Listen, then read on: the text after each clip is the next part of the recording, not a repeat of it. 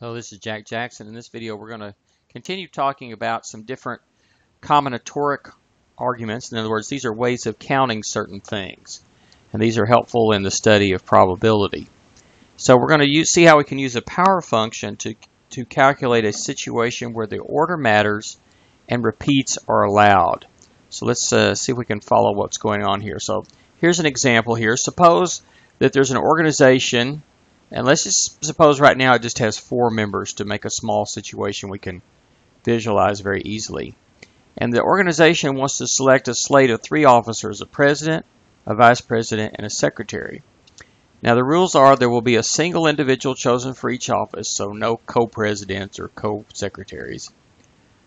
But a person is allowed to hold more than one office, so the same person could possibly be 2 or even all 3 offices. And the question is, how many different slates of offices are possible?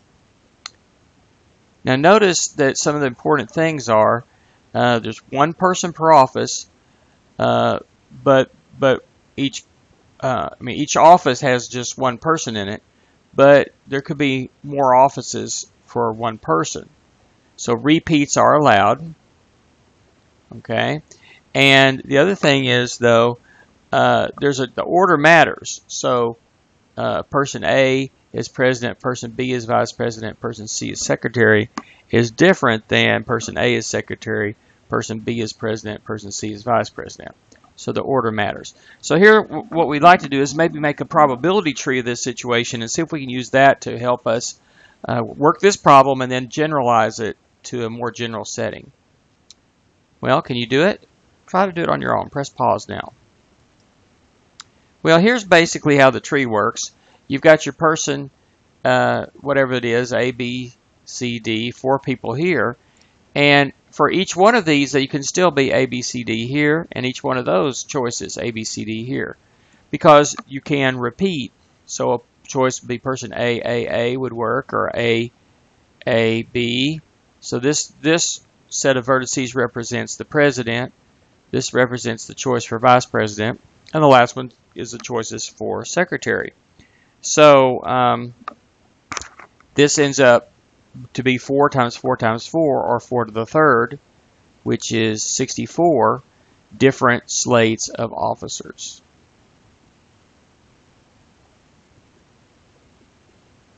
Okay.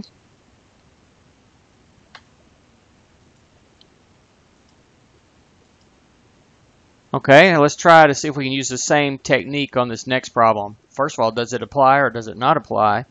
And if it does, let's use it.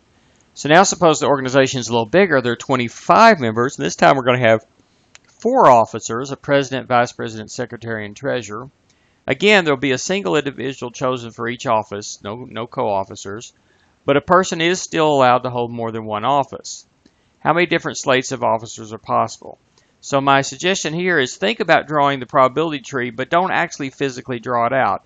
Think about what it would look like and see if you can use that to help you solve the problem and work it out from there. Go ahead and do this on your own. Press pause now. Well, here is, again, we consider a tree without drawing it. For the first thing, we have 25 choices for president, so you see why I don't want to actually draw it out. For each one of these, there are 25 choices for vice president, and for each one of those paths, there are 25 choices for secretary, and each one of those paths, 25 for treasurer. So it's going to look a lot like this last tree that we have here, except there'll be 25 of these guys here, and for each one, 25 here. And each one of those, instead of just 4, will be 25. And then a whole nother layer to this, with 25 again. So you end up with 25 times 25 times 25 times 25, or 25 to the 4th power, which turns out to be 390,625 different slates of officers. It's amazing how fast that builds up, isn't it? And so this is actually an exponential function here. Let's look back at the problem. The base here was how many we were choosing from, and the exponent was how many we were choosing. And so we can generalize that to a general rule. We're counting the number of choices where order matters, repeats are allowed. So we're choosing from a set of n distinct objects, in this case people, and we choose an ordered list of k of these objects. N is a natural number, k is a whole number. Repeats are allowed, and we're doing it with replacement. That means a different. So when those terms are interchangeable. So what they mean by with replacement, one way to do this would be just to put all the names in a hat, reach in and draw one out, and that's the president.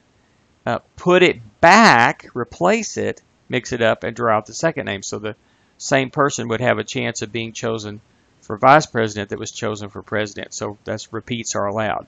So sometimes repeats are allowed is said with replacement, although most of the time you're not going to perform an election like that as a random choice. Still basically the idea applies there. So the number of choices then is just n to the k power. So here's one for you to try. Suppose there's an organization with 38 members. The organization places the names of all the people in a hat and draws for a prize of $500. The name is returned to the hat, and a name is drawn for a $200 prize, and the name is again replaced, mixed up, and a name is drawn for a $100 prize. And how many ways can the prizes be distributed? Well, hopefully you said that would be 38 to the third power. 38 ways of distributing the $500 prize. For each one of those, 38 ways of doing the $200 prize. And for each one of those combinations, 38 ways of doing the $100 prize. So that's 38 to the third power, which turns out to be 54,872, which I computed on the calculator there. So we can use a power function. Okay, let's just review real fast before we leave here, right here. So a power function is used when we're counting the choices where order matters, repeats are allowed. We're choosing from a set of indistinct objects. We're choosing an ordered list of k of these objects, so the order matters. N is a natural number, k is a whole number, repeats are allowed, sometimes called with replacement. The number of choices is n to the k power.